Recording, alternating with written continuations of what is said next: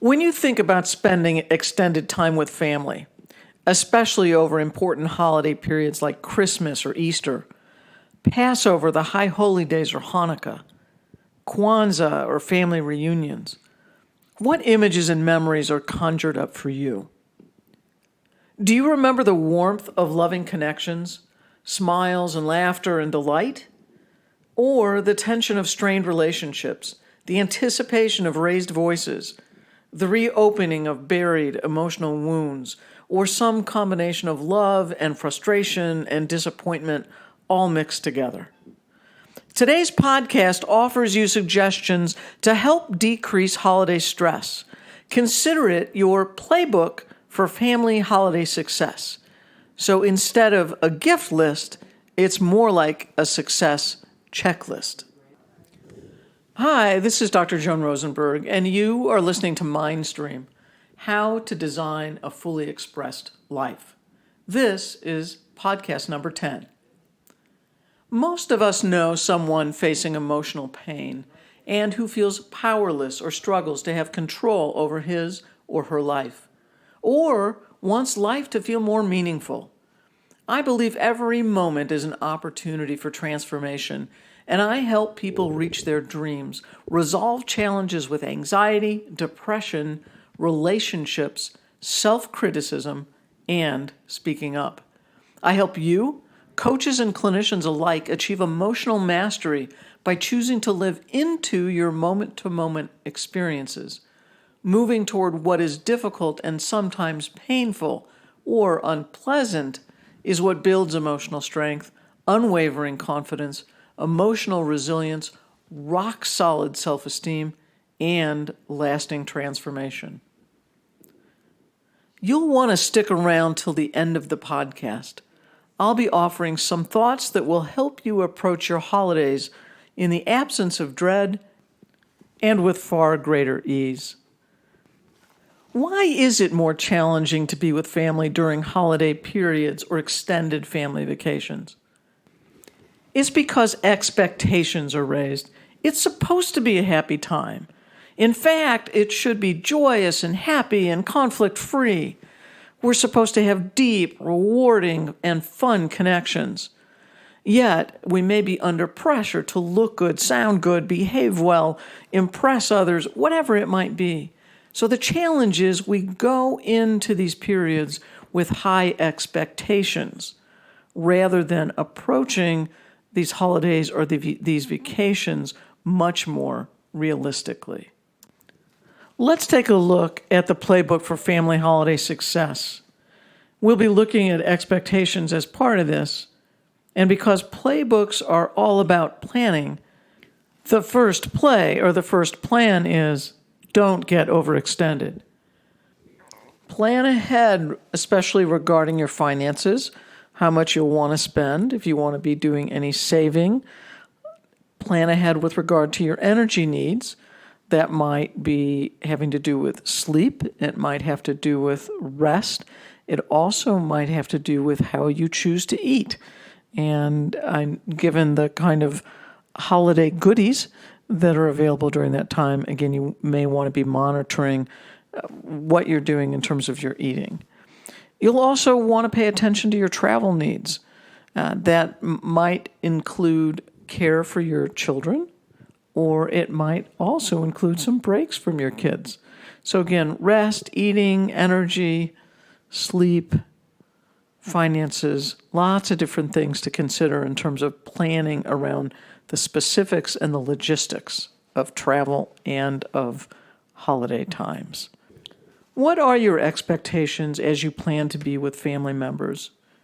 Regardless of whether you are traveling to meet them or they're traveling to be with you, have you built in time for you to be with them and also allowed for enough separate time so that you can get some rest and perhaps decompress from whatever exchanges may be taking place?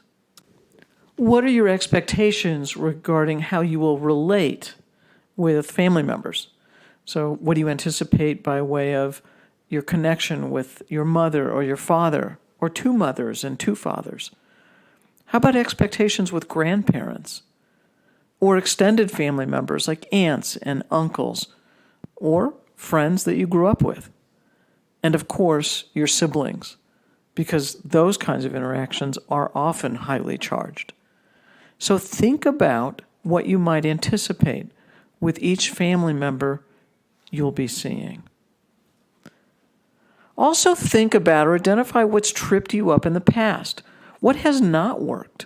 What's been upsetting? Think through how you might like to deal with it now. And while you're identifying what has not worked and what's tripped you up, also identify what has worked and what has helped make things much more harmonious.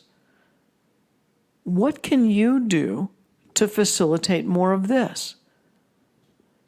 It's an opportunity for you to take responsibility so that you recognize your role in tension, or you recognize your role in promoting harmony and promoting connection. Next, anticipate changes and transitions. It might be important here again to think about how you handle change. And change is something I talk a lot about in podcast number 5. So if you're interested in that, please go ahead and take a listen to podcast number 5, How to Handle Change. And as you're thinking about changes and transitions, remember certain people that you haven't seen for a while may look, sound, or feel older to you. Siblings or nieces or nephews or others that you know may be growing up, and you might have missed their development, missed some of their growth. And again, it means perhaps dealing with some sadness about missing the deeper connections, the more frequent connections with them.